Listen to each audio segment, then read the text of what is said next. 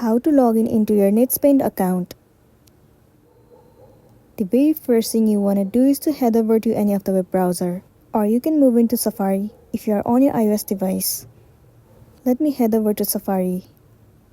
Once you are in here, in the source bar, you need to search for Netspend account login.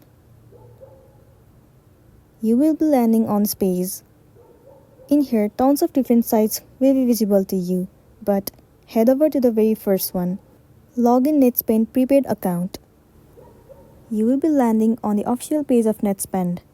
So in order to log into your account, all you want to do is enter the username of your account and then enter the password that you have created before. And if you want them to remember your username, then click on this checkbox, Remember Username.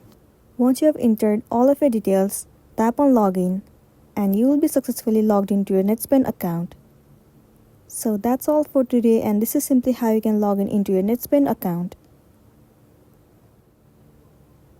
Make sure to smash the like button and consider subscribing if you found this video helpful. We'll see you in the next one.